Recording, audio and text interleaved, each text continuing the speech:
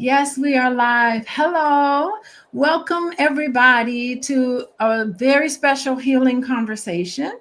My name is Alicia Watkins. In case you guys don't know, I'm a licensed clinical social worker and I am a professor of social work. And tonight we are having one of the most, I would say, very necessary conversation today. It's a sensitive conversation of our time, but it's a conversation that many families, I think, avoid. But in every community, we need to have these types of conversations. Today, we are talking about child abuse and unwanted touch, boundary violations, and the culture of silence that often keeps our children unprotected, and then they grow up and it keeps our families in a lot of pain. So we're going to have this conversation today. It's a topic I think it demands lots of courage, a lot of compassion. Tonight we're going to have both. I just want to let you know I was looking this up. 1 out of every 4 girls and 1 out of every 13 boys, and I think it's probably more than that, because of stigma, experience some sort of sexual child abuse before the age of 18. 90% of cases involve someone the child already knows. It's not some stranger walking around in a big white van grabbing up children. No, it's people that we know. And when it comes to Black African American children, research tells us that Black children experience higher rates of sexual abuse and exploitation. All of this is happening. There's cultural shame, there's systemic neglect, all of those things. And lastly, I just want to highlight that 34% of Black women, adult Black women, report experiencing some sort of sexual abuse, compared to only about 20% of white women. So these numbers present more than just data. To me, like, I look at this and they represent children who are in our families, they are in our churches, they are in our schools and our neighborhoods. And these are individuals who need somebody to listen, to understand, to act, and to believe. So, how do we change that story? Today, we are protecting our children, that their voice matters, their body belongs to them, and that telling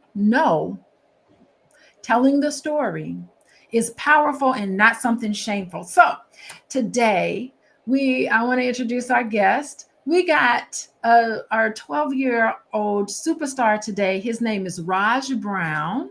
And say hello, everybody, to Raj. Hello. Hello, everybody in the chat. Say hi to Mr. Raj. He's 12 years old, you guys, and he's on here. And he is coming along here with another powerful voice. And I don't know if anybody knows Jamillah, but Jamillah is one of my favorite people in the whole wide world. Jamillah, you are. Jamillah Shabazz, she is powerful, very powerful lady. She is helping to expand this movement and to participate in prevention. And she does a whole lot of healing work. I don't know if she want to talk about that today. And welcome, Jamillah. Thank you so much for having me. I appreciate it, Dr. Alicia. Yes. And their book, they wrote together, the name of the book is No, I'm Telling. And let me go ahead and drop in the chat in case y'all need to know how you can get a hold of this book. If it's interesting what we're talking about today, get the book. Put it all in the chat here. And so this book, No, I'm Telling, it is changing lives, giving children the language to protect themselves and really the courage to speak up when they feel like something is wrong. So let's start with, I want to start with you, Jamillah. Okay. What inspired you to take on this work to talk about child safety, advocacy? And I saw the cover of the book. It's a multicultural cover. So it's saying that it's happening all over and in Black communities where silence and stigma often kind of run deep. Okay, so First, let me say, nobody knows this story. Nobody knows how this came about. So you get it first, okay? Ah, So I through my own business, my client had asked me to attend church with them, and a husband and wife, and I was more than happy to attend the church ceremony with them. And while I'm sitting there, I'm hearing guidance, like a download of information. And it's like coming in bits and pieces, but I'm hearing like they have to know how to say no. They have to know it's a book, no. And like, it was just, I was writing it in my phone, and the preacher had said, put your phones away. And I couldn't put my phone away because I kept getting this information. So at any rate, I knew it was something about a book. I knew it was something about children saying no, but I really didn't have all the pieces together. So I just kind of heard it and put it to the side. Then I started getting more guidance, and it was, okay, Raj is going to write the book. And I said, okay. And then I said, okay, well, since Raj is going to write the book, I'm going to let Heaven write the book with him. And that's my granddaughter. So I said, I'm going to let Heaven write the book with him. Then I got guidance in my sleep. No, Raj is going to write the book. I was like, but I already told Heaven. It was like, Heaven isn't, this is not her path. This is his path. I said, okay. They said he's a protector. He's a humanitarian. He has a kind heart, a kind soul. mm. This is, you're just coming to assist him on his path. This is his path, not hers. So I was like, okay. So I reached out to Raj and my sister, his mom, and I asked him, would he be interested in writing a book? Still wasn't quite sure about the book. I just knew that by this time I knew that it had to do with protecting children. So I asked him, did he want to do that? He was excited. Yes, I want to write a book. I want to write a book. So we started having meetings on the phone, and he would tell me different things to put in the book. And yeah, I would write it down. I'd be like, "Oh, Raj, that was good. Let me write this down." And I would write it down. It took a while for the book to come to fruition because I do run my business and I have a lot of things on my plate. But at some point, the book was born, and I'm really proud of Raj. And you know, I'm the backseat driver with this, but I had to get the editor and get all the stuff that Raj wouldn't do as a child. But his words was definitely put in there, and then we just had to tweak it with the editing and things like that. But that's how the book was born, and I didn't even tell him when it was ready. I just let him get it from Amazon, and he was so happy and proud of himself. So that's how the book came Oh, about. aren't you full of surprises, Miss Jamila? Oh my God. This is so good. So this is a divine intervention. Divine. No, it And really is. yeah, and if anybody knows, Jamila's got the gift because she got the gift. But I'll let you talk about that. She got the gift, and you get this gift, and when thoughts and ideas pop into our head, that is divine. It is. Yeah. You need to go on it, and so Raj came up, and then I know when you approached Raj, you got to tell your story now when your aunt Jamila approached you about this book and the fact that you are a humanitarian. Look at that. Tell me about this story. What made you want to say yes and speak out about something that most adults are afraid to speak out about? You are a child speaking about things that grown adults can't even talk about. So when my auntie first called me about it, I was excited. I was excited. I will say that I was very happy because I've always wanted to write a book. I've been interested in writing, especially on computers and stuff. So I just been writing a lot. I used to write my own stories in fourth grade.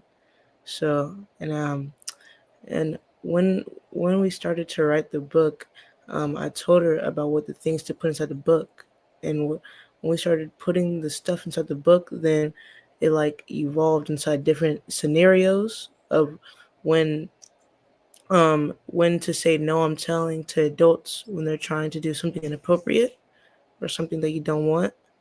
And I think just having the book, having mating it was like real. Having mating the book with my auntie was like very exciting. It was fun, and I'm just really happy I made it with her. Oh, you got to bond with your family member. And that's always wonderful. Thank you.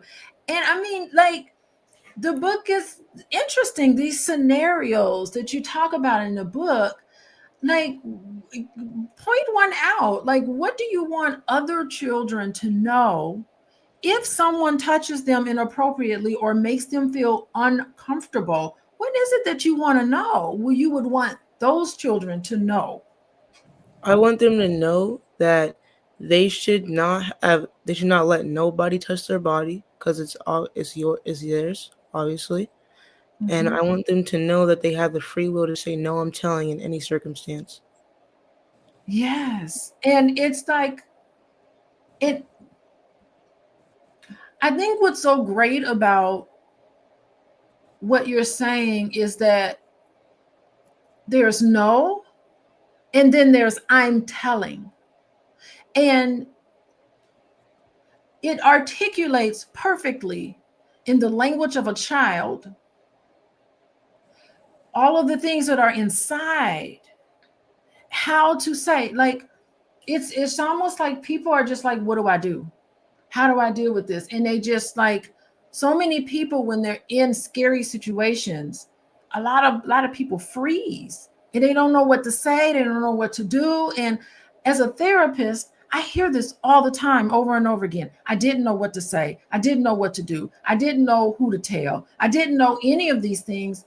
But the fact that you can just make a simple phrase, no, I'm telling, it is, there's so much power behind that, because it's like, no, I'm telling. I don't care what you say. I'm telling.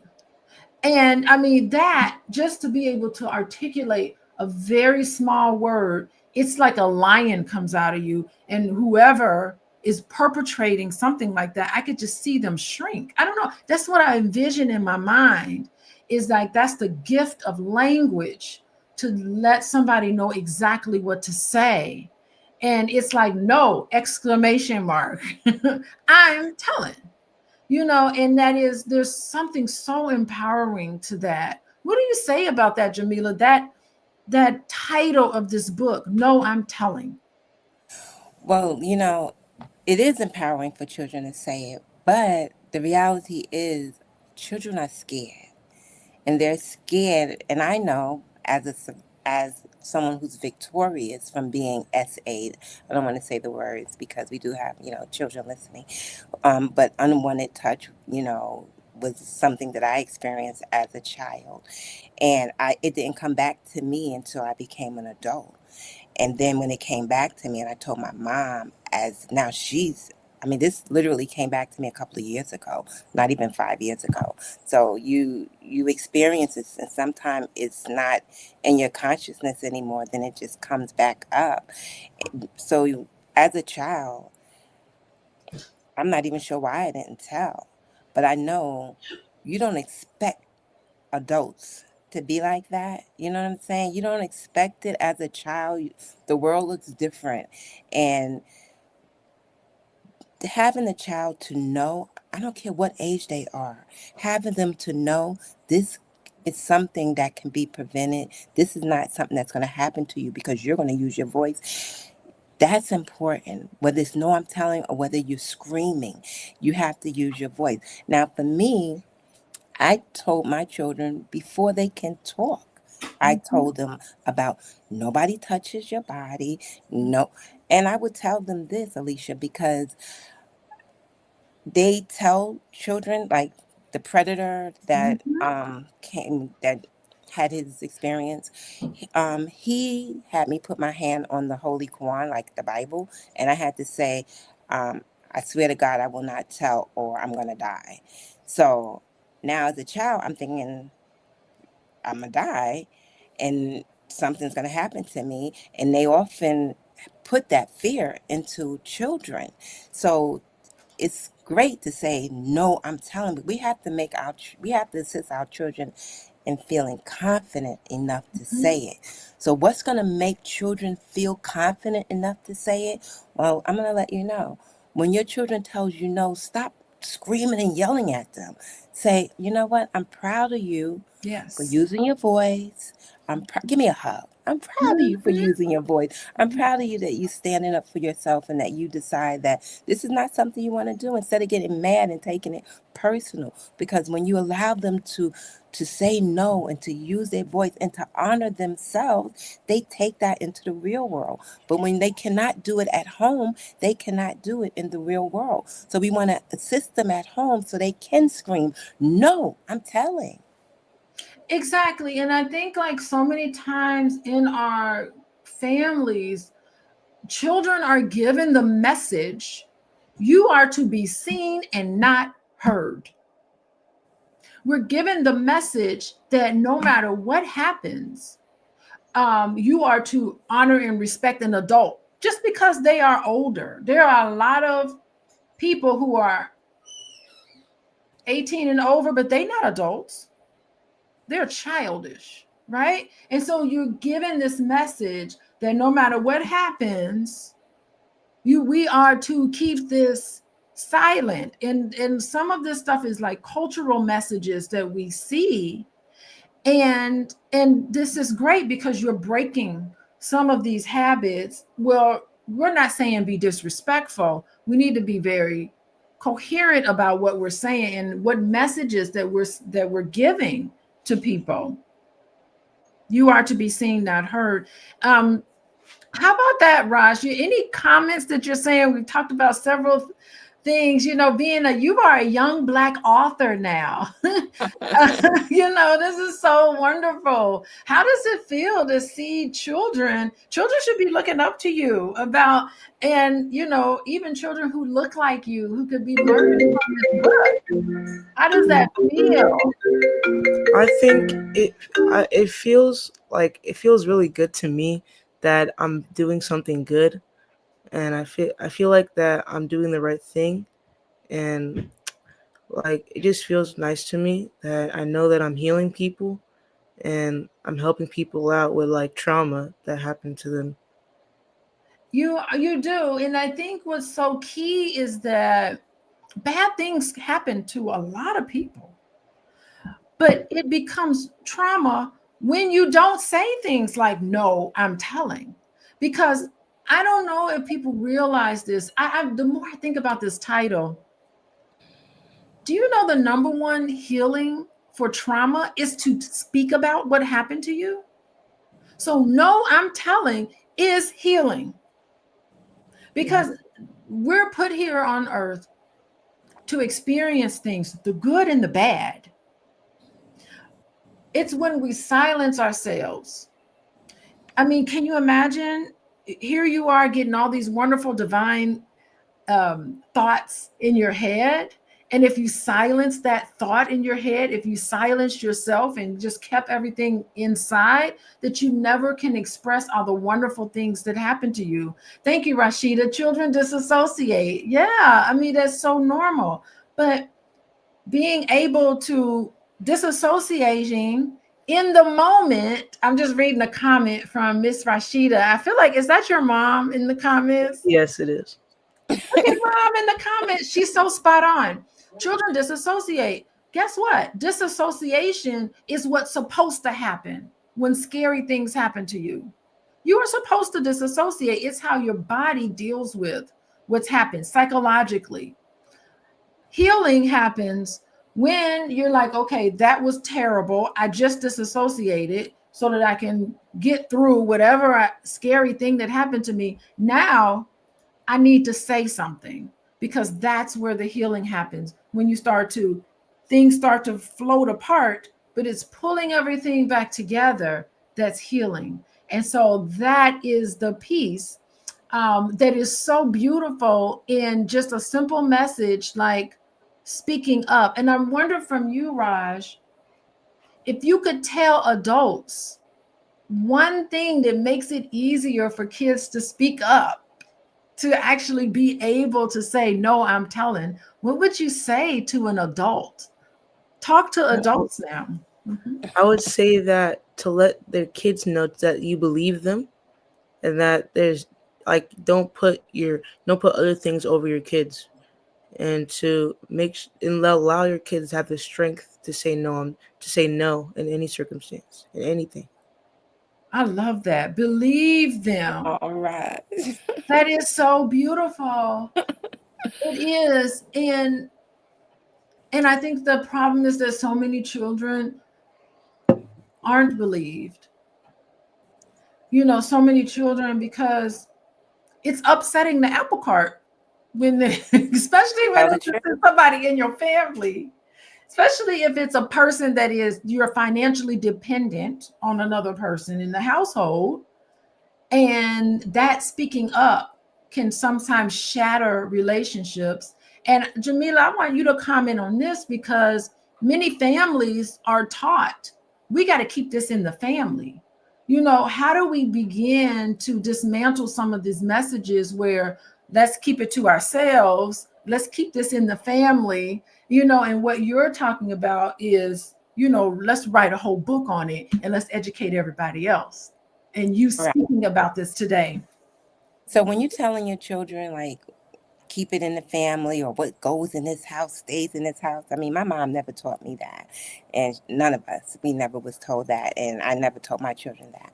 But I know a lot of my friends, that's what was said. Like, what happens in this house stays in this house. But what are you really sending out to your children? What energy are you really sending out? You're sending out, if you are hurt, if something happens, you don't get to speak up. You keep it a secret. Keep it a secret. You don't get to honor yourself. You don't get to value yourself. So I'm gonna teach you right now at this age that you're worthless because you don't get to speak up. You don't get to tell. I know, like, I know they looked at me like I was crazy when I did this, but I told my granddaughter, we were in the parking lot coming from the supermarket, and I said to her, I said, I'm supposed to only protect you and love you. And if I don't do that, call the police on me. She said, Yeah, what? I yeah. said, call the police, because the police are to protect you. And if I ever don't do that, then you call the police. And in any situation where you feel that you're not protected, you call the police. And she just looked at me like I was cuckoo. But that was my way of giving her permission to Mhm. not be scared to call the police if something happens, because what if she cannot reach me? She can call the police. But also, I only have love to give, so I don't have a fear of a child calling the police. But what are you really hiding when you tell your child what happens in this house stays in this house? What are you afraid of coming out? Like, is it about you, or is it about you protecting your child? So I would just say to adults that do that, if you do that, I'm not saying it's right or wrong. I'm just saying, please do something different so that your children do not grow up not honoring themselves, not loving themselves, because they were taught to keep quiet about things that hurt them or upset them or doesn't feel good to them. And another thing, Dr. Alicia, some of these predators are right in the house. So when you say don't say anything, or what happens in the house stays in the house, what you're telling them is you get to keep being abused and Mhm. essayed because you can't say anything about it. And you don't matter. And you don't matter. Exactly. Keeping a dysfunctional family together is what matters. And Mhm. another thing, I feel this is what I feel people Mhm. should do. This is what I did. You know, it was a long time ago, but my son, I always ask my children, anybody touch you? And that's just what I do, right? But Mhm. I decided when my husband was coming out the room, now granted, he was the type of father that he did not want to bathe my daughter. He said that, that's something a mom do. I don't want to change her diaper. I never suspected him to be anything but, the person he is. However, predators, you don't know what they look like, what they all look normal, they all look like us. So Mhm. at any rate, so I said to my son, I said, Did my husband, I said his name, did my husband ever touch you inappropriately? Mm-hmm. Said, no, Mom, why you asking me that? And I was Mm-hmm. like, did he ever do anything inappropriate? And he said no, which was great.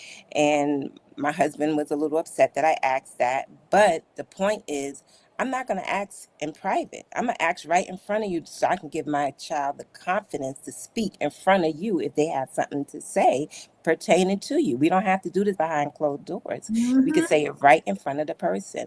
So, that's what I did. And I did that with my children because I feel like it's really important not to make it seem like it's a secret. Yes. This is beautiful, everybody. Hey, we are talking about the name today. We're talking about protecting our children. The name of this awesome book is called No, I'm Telling. And there's other parts of the book. Wait, let me put the link in again. Let me put the link to the book. And you can follow them also on Instagram at No, I'm Telling. And I put that link. There's the book. Yes. Wonderful, wonderful. I have the book too. I got the book. I should go grab. Oh, I'm gonna go grab the book too. It's like right over here. Wait, I'm gonna grab it. I'm gonna grab it. Here's my version of the book. I got the hard copy. Yeah. That's all we made was hard copies. Oh, that's all you made was hard copy because it's fresh out. This is my book. Raj, I don't have your autograph. I feel like I need to get your autograph here in this book. Oh my goodness. It is. Look how big it is. Like it's bigger than me. It's a beautiful, I feel like every single library needs to have this book so the kids can check it out and everything.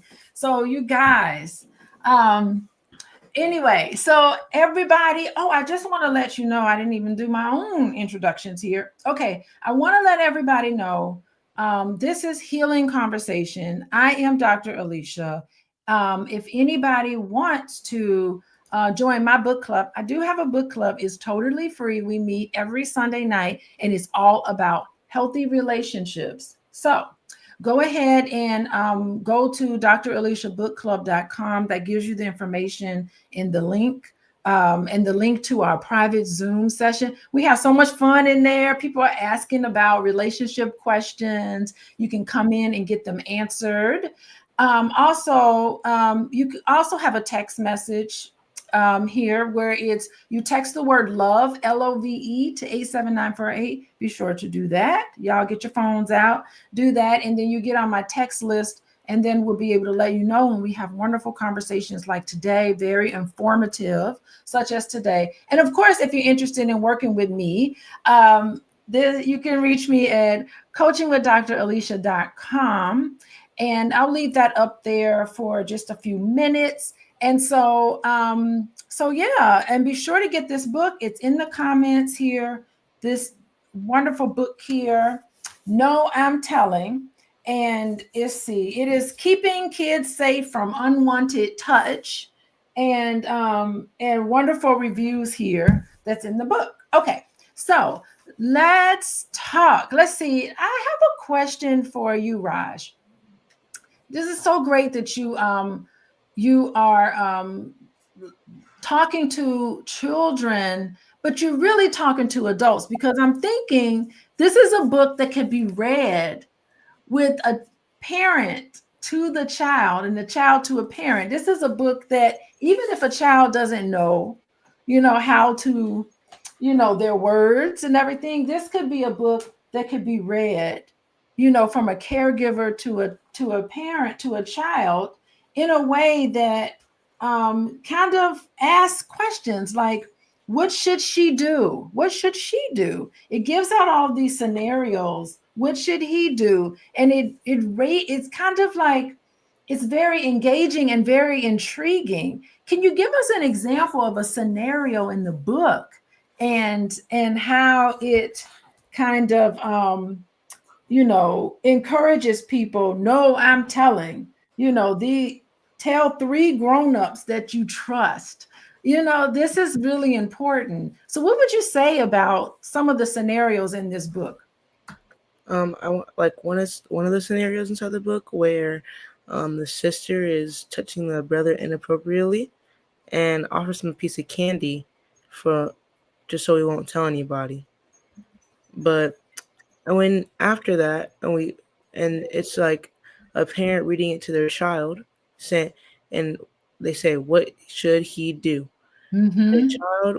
The child would think of something that the little boy should do, and after I say no, you should say no. I'm telling and tell three trusted adults, because it's very important to tell three trusted adults about what's going about what's going on. I think that's so great to even bring that up. What should I do in those scenarios? Telling three trusted adults. That is really powerful because it's almost like if your sister, like one of the scenarios, your sister, didn't stop and didn't listen to you and touched you inappropriately, you tell three trusted adults. So it's Mm. almost like I didn't told my mama, I didn't told my aunt Jamila, I didn't told cousin Poo Poo. There are three people know, at least three people. And I like that because it's almost like you can even tell them, I also told my mom, I also told, you can even tell who you did tell. And I think that what it does is that instead of you're instantly putting the responsibility back on the adults who, if you got to have at least one, if it's an adult in your life that you trust, it has to be an adult in your life that you can trust with this information to act on it and to do something and to be able to talk about it. So it's taking the burden of the responsibility off of you and put it onto individuals that are old enough to be able to deal with that. And I think that is just so wonderful in speaking up like that. So thank you. So Jamillah, Yes, I wanted to say something before you ask yeah, me a say question. I just something. want to leave this with, I wanted to say this because I want to assist parents. I feel it's really important that you ask your children every so often, just kind of calmly. And first, let me say this: please stop telling children this. If somebody do something to you, I'm gonna kill them, because that doesn't really assist them. Because now they're scared to tell because they know something's gonna happen to you if you do something like that. So we don't want to go and scare children. We want to make them feel really comfortable. So I would just say every so often, ask them questions like this: has anybody ever said or did anything that makes you feel scared? Like in any way, like in school, or they go to your friend house or in your park, anybody? Like, just make it really like, and has anybody ever said that, they're gonna hurt you or hurt me? And that's another question. And the third question is, have you ever felt uncomfortable? Because let me say something, Dr. Alicia. The uncomfortable, and this is for children, every child that's listening, the uncomfortable feeling you feel is a warning. And you get that little uncomfortable feeling in your stomach, like you feel like it doesn't feel good, you have to tell, because that warning can prevent something. And let me give this example. I was in New York at the time, and I was going to a meeting in Lower Manhattan. I had lived in Westchester at the time, so it was a little while to get there.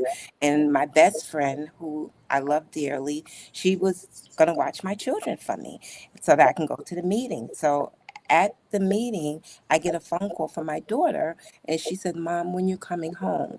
And I said, "I'll be there." But that "when you're coming home" felt in my Mm, stomach uncomfortable. So I left immediately when I got that "when you're coming home," because it started, something didn't feel right. So at any rate, when I came home, my daughter had let me know that my best friend went to the store and her boyfriend was watching them, and he was playing wrestling with her. mhm, And mhm. she said, "Mom, he went to hug me and it made me feel uncomfortable." So let me tell you what I did. Now I'm clear. You cannot go to jail for hugging somebody. But Right. I did not care. I called 911, and Mhm, I was sending a message to him: mhm. FAFO, don't play. That's Not with right. mine. Okay? So the police came, they did arrest him.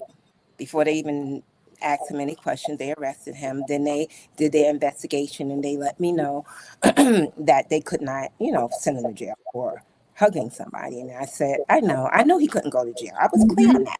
but it didn't matter to me. No. But this is the thing. This was my best friend, Alicia, right? So a lot of times we don't want to release a relationship because, for whatever reason. But I'm telling you, once I knew I had to confront this, I knew that relationship with my best friend was going to be over because her man comes first and my children come first. So I knew that relationship was going to be over. So when she saw me in the lobby talking to the police, she said, Jamillah, what's going on? The police, what's going on? Something happened? I didn't respond to her. I didn't answer her. I just kept on talking to the police. I didn't answer her. And that was the end of our friendship because I already know that I'm not putting any man before my child, but I saw that's what she does. So you're not going to put my child before. So I just say to parents, nobody comes before your children. And my daughter letting me know that felt uncomfortable, Mm-hmm. prevented a R situation because he knew in that moment when I called the police, I'm not going to wait for something to happen to call the police. Mm-mm. As soon as you do a little something that makes me think you are a predator in any way, I am calling the police whether you go to jail or not because you're going to know that you're going to jail if you mess with mine. So I say to parents, let your children know if it feels uncomfortable, let you know, because that uncomfortable feeling is a warning. And I protected my daughter, but really, my daughter protected herself by telling me. Yeah, I mean, you sent a message. I sent a message and I wasn't playing. You sent a message to your daughter that Yeah, you are valuable and don't feel ashamed about anything. No, we're going to call the police and that's what's going to happen. That's the message you sent. You sent a message to this man to be mindful about his activities with a child that he doesn't know very well. I mean, yeah, it could have been innocent. it wasn't.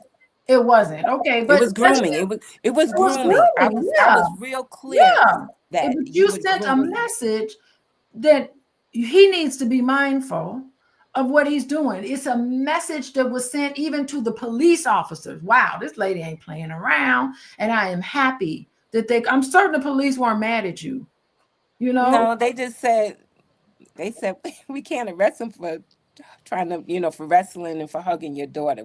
But I already knew that. Like, Yeah. I'm not crazy. And they knew, listen, Jamillah, they knew that you knew that. Right. I knew And that. being a police officer, you're talking about New York, being a police officer, I'm certain they see a lot of things going on. They Right. probably knew that you knew that, but it was the process that sent a message, and it sent a message to your friend It's in right. It sent a particular. message. Right. And I sent the message to you were everybody. a friend to her. If she didn't talk to you after that, she wasn't a friend to you. But you were a friend to her by your actions. And if she wasn't at the point where she can see it that way, maybe one day she should thank you for it or feel grateful for that experience. We don't know where she is and what's going on, but you were a friend to her by what you did. But what I meant, thank you for that. What I Mhm. mainly want parents to know is don't be afraid to let go of relationships when it comes to your children. Mhm. I don't care who it is. I've always been very protective of my children. And to this day I'm still the same. I'm just not as rah-rah that I used to be. Well, I mean, I'm a mama bear. I'm like, I'm like, oh no, not my baby. My baby gonna have what she need to have. So Yeah. yeah, we relate to this, and moms are beautifully in tune with their children, are protecting them just by being in tune with them. I mean, I think you really got to the question about how affirming you were. It turned into an experience where that child, your daughter, felt empowered instead of feeling afraid. And I think that's what's important. If you hadn't had a close connection with her to begin with, she never would have even thought, maybe I should call her. She knew you were in this meeting. Nothing's more important than Right. that. I think that's so great. And it's so great, Raj. I think, we're coming at the top of the hour. And I just want to ask you, like, what is one sentence of encouragement that you'd like to leave every child tonight who's listening? What do you would like to say to them? I would like to say that you should never be afraid to use your voice. And so, and I would like to say that using your voice is not going to affect you in any kind of way, even if you feel scared. If you feel scared to use your voice, it's not going to affect you at all. Your voice matters. It counts to your parents, the people who are keeping you safe, anybody. Just to use your voice, and your voice matters, and you're important. And I'm sure everybody that knows you, cares about you, loves you, and knows an importance that you are to them. Oh, that's so great. Well, I'm glad you're using your voice today. This is so encouraging. It's so wonderful. This book is so fantastic. I know I'm telling. Look at this. It's no, I'm telling. Keeping kids safe from unwanted touch. It's colorful, it's engaging, it gives examples. It is oh my God, it has like a little handout. Look at this. Yeah. Who are your three trusted adults? Who are they? Write them down. So let Always me just, tell. Dr. Alicia, let me let parents know when you talk to your Yeah. children and let them know about the three trusted adults, you would like to make sure they understand what a trusted adult is. So, a trusted adult is someone who's going to listen to you, someone who's going to, like Raj said, believe you, and someone who's going to take action to protect you. So, when you know that those are the three things, some people may not be that trusted adult, and that's okay because you want a trusted adult that falls with those three with those three categories. Yeah, and I think you should let that trusted adult know you are my trusted adult. Yes, Let definitely, them. definitely. But that does come with the book, and you put it on the refrigerator, and that way the children will remember, like, these are my trusted adults that I can go to in case something happens. And I can't reiterate it any more than this, but please allow your children to say no. Allow your children to have their free will to do things that, you know, you may not choose for them to do. I'm speaking from a mother who did not do that. I was very controlling. Do it this way, do it that way. But now I get to do it different with my granddaughter. But at any rate, when you give the children the freedom to do that, you are protecting them. I'm telling you. And then really reward them. Don't just, oh, you're using your voice? Okay, let's go out. Let me buy you some, some snacks, or I'm proud of you using your voice. Always use your voice. You get to use your voice. Like, really emphasize that, because that's what takes the fear away from telling on a predator. Yes, that is so wonderful. It's time to reclaim this as an aspect of our culture, especially in the Black community. We can imagine a healed Black community. This is an element of it. I'm telling. And this book, y'all, this book is helping us get there. Oh my God. So, Raj, I got to ask you a question. Tell me, what is before we leave for tonight, what is your favorite hobby? What is it that you like to do on your Favorite hobby? Yes, outside of writing bestseller books. I like to play football. Okay. So, what's your favorite football team? The Baltimore Ravens. Baltimore Ravens, y'all. What? Are you from the DMV area? No, I just really like Lamar Jackson. Lamar Jackson. Oh my goodness. I got some Lamar Jackson stories, but I'll save that for later. That is fascinating. Okay, Lamar Jackson. Lamar Jackson. Wonderful. Okay, so we got Baltimore Ravens, Lamar Jackson. It's football season, so I know you're really excited. I don't know much about football that much, but thank you so much. I really appreciate you coming on here and talking to us, Jamillah and Raj. I don't know. You guys, y'all brought the light today. You're bringing this into a space I think is too long filled with silence, for real. And to all of our viewers that came in today, yes, go Ravens, Felicia. any of you guys, if any of the content of this conversation, if it brings up something for you, you can always go to, let me put the number here. Oh, wait, we got to give away the 2 free books too. Oh, that's So, right. Let's do yes, that. okay. We have plenty of time. So Okay. let the So, child go to Raj. No, I'm telling Instagram page. No, I'm yes. telling in the message. Let me You're going put to it say in. this. I will always use my voice to protect myself. And the 2 that we get first, you're going to get the book. And how you're going to get the book? We're going to you're going to put your number or something in the chat, and Roger's going to reach out to you to get your address, because we don't want to put your address on the internet. So you're going to get to speak to Raj directly, get Oh, your address. I'm gonna put instructions. I will always use my voice To protect myself. to protect myself. Okay, I put it in there. And they put that in the message when you go to IG. And the first 2 that we Okay. get will get a phone call from, not tonight, because everybody going to sleep. We'll get a phone call from Raj, and he will mail the book to them, and it will be an autographed copy. And yeah, they get to speak to Raj for a sec. Oh, I think that's great. I'm gonna put this up in the banner, and I'm gonna put that up so everybody can see that. Y'all take out your phones, go to Instagram, and go to at no dot I'm telling, IMTELLING. Y'all join the movement. This is a movement. We're gonna infuse No I'm Telling into our culture. This is culture changing conversation. We are changing the culture.